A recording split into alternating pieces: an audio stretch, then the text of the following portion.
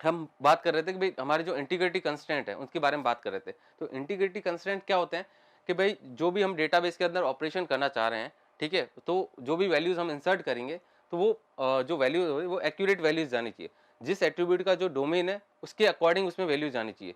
जैसे स्टूडेंट का हमने आईडी, उसका टाइप हमने डिफाइन कर दिया इंटीजर, तो इंटीजर वैल्यू को ही वो एट्रीब्यूट एक्सेप्ट करेगा, ठीक है। जैसे हमने मार्क्स का मतलब टाइप और डोमेन डिफाइन किया। टाइप हमने बोला कि मार्क्स जो है इंटीजर टाइप की वैल्यू लेगा, और साथ ही साथ उसका डोमेन जो है उसकी रेंज है कि 0 से लगाकर 100 के बीच में आप उसमें जो एट्रीब्यूट की वैल्यू डाल सकते हो, ठीक है। अगर आप नेगेटिव में वैल्यू डालोगे तो वो एक्सेप्ट नहीं करेगा। जो उसके डोमेन के अंदर जो वैल्यूज है आपने जो डिफाइन किया, अगर आपने डिफाइन किया कि नेगेटिव में वैल्यू डालनी है, तो आप अगर जो आपने सेट में डिफाइन किया, उसके जो डोमेन में डिफाइन किया है, वो इस वैल्यू आप उसमें एक्सेप्ट करेगा डीबीएमएस। वरना डीबीएमएस क्या करेगा, जब आपने स्कीमा बनाया होगा, तब जब स्कीमा हम जब बनाते हैं, जब हम डोमेन डिफाइन करते हैं किसी भी एट्रीब्यूट का, ठीक है, ठीक है। तो इंटीग्रिटी कंस्ट्रेंट के बारे में क्या है, तो हमें पहले तो हम ये देखते हैं कि इंटीग्रिटी कंस्ट्रेंट क्या होता है, ठीक है। इंटीग्रिटी कंस्ट्रेंट, इंटीग्रिटी मतलब डेटा की एक्यूरेसी को मेंटेन करना, कंस्ट्रेंट मतलब रूल्स, ठीक है। वो रूल्स जो डेटा की इंटीग्रिटी को कि हमारे डेटाबेस के अंदर जो डेटा है वो एक्यूरेट रहे, ताकि उसके लिए हम कुछ रूल्स लगाएंगे हर एक एट्रीब्यूट पे, हर एक टेबल पे, ठीक है। वो डिफरेंट डिफरेंट रूल्स लगेंगे, ठीक है।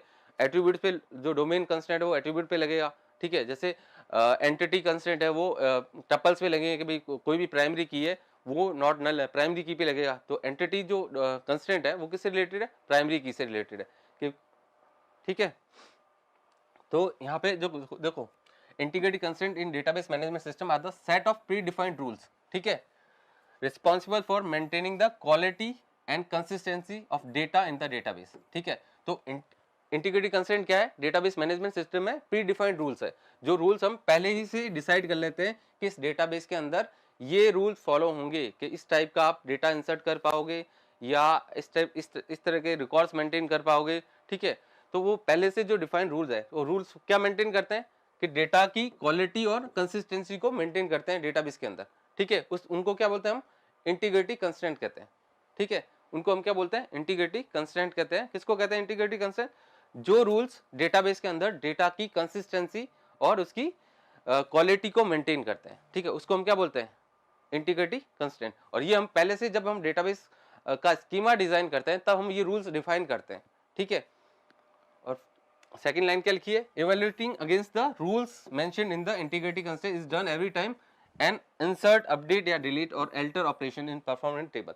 जब भी हम कोई ऑपरेशन परफॉर्म करना चाहेंगे टेबल्स के ऊपर, चाहे हम इंसर्ट कर रहे हैं, चाहे अपडेट कर रहे हैं, चाहे डिलीट कर रहे हैं, ठीक है, तो हर बार वो जो है ना, आप जो ऑपरेशन परफॉर्म कर रहे हैं वो चेक होगा पहले कि जो आपने रूल्स डिफाइन किए गए डेटाबेस के लिए, क्या उस रूल को कोई ब्रेक तो नहीं कर रहा है। कोई भी ऑपरेशन जो आप परफॉर्म करना चाह रहे हो, क्या इंसर्ट करने की कोशिश कर रहे हो, ठीक है, इंसर्ट मतलब आप एक रिकॉर्ड इंसर्ट करना चाहते हो जो ऑलरेडी उसमें है, ठीक है, एक न्यू डुप्लीकेट रिकॉर्ड क्रिएट करने जा रहे हो, ठीक है। तो वो चेक करेगा कि पहले ऐसा कोई रिकॉर्ड बना हुआ है कि नहीं बना हुआ, ठीक है। अगर बना हुआ है तो वो एरर शो करेगा कि ऑलरेडी वो रिकॉर्ड प्रेजेंट है, ठीक है।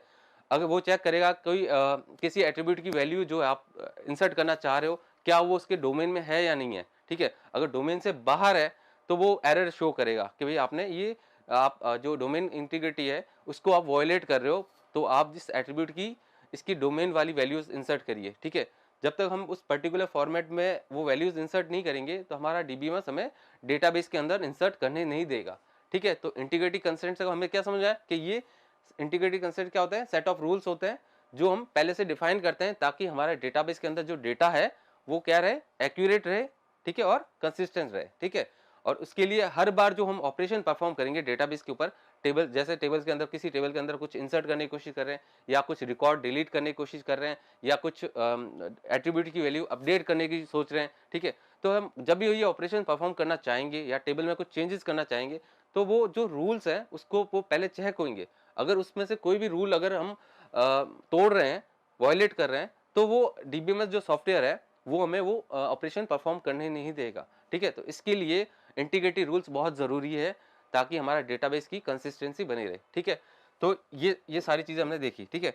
तो why we need integrity constraint, हमें इंटीग्रिटी कंस्ट्रेंट्स जो है क्यों चाहिए, ये उसके रीजंस है। Constraints are used to avoid bad data in being inserted in table, ठीक है। कोई भी खराब डेटा टेबल में इंसर्ट करने हमें नहीं देगा।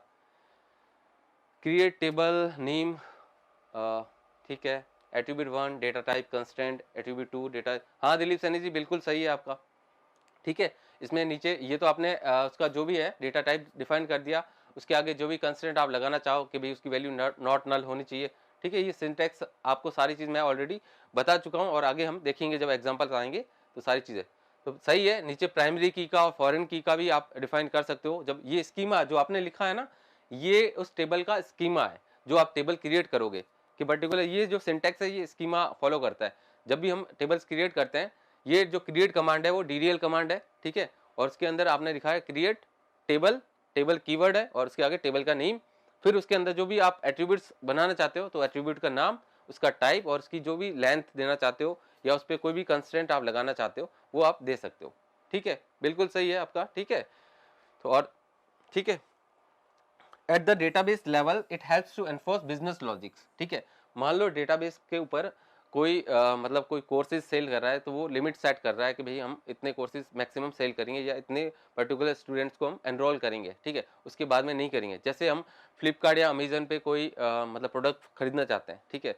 तो ऐसा तो नहीं है कि हम मतलब कोई 500-600 प्रोडक्ट एक साथ खरीदते हैं, तो उन्होंने कुछ लिमिट सेट कर रखी है कि भाई आप इस ऑर्डर ये जो पर्टिकुलर आइटम है आप उसको इतना पर्टिकुलर क्वांटिटी में खरीद सकते हो, ठीक है। तो उन्होंने वो एक कंस्ट्रेंट लगा रखा है, कंडीशन लगा रखी है कि पर्टिकुलर, तो उसको हम बिजनेस लॉजिक्स बोलते हैं। तो ये हमें बिजनेस लॉजिक्स जो कंस्ट्रेंट्स होते हैं ये हमें बिजनेस लॉजिक भी लगाने में हेल्प करते हैं, ठीक है। इंप्रूव डेटाबेस परफॉर्मेंस, तो जब हमारे इंटीग्रिटी कंस्ट्रेंट्स लगे हुए होंगे तो हमारी जो डेटाबेस की जो परफॉर्मेंस है वो भी अच्छी होगी। परफॉर्मेंस अच्छी कैसे होगी कि हमारे जो डेटाबेस के अंदर जो डेटा होगा वो एक्यूरेट रहेगा, कोई डुप्लीकेट वैल्यूज नहीं होगी।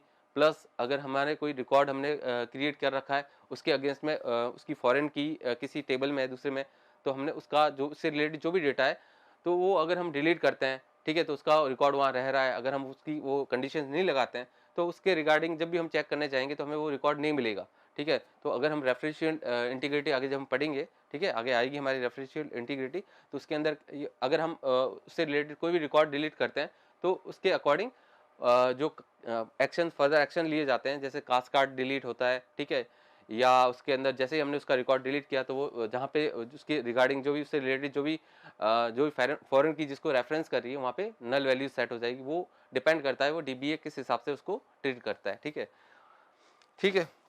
Enforce uniqueness and avoid redundant data of the database, ठीक है।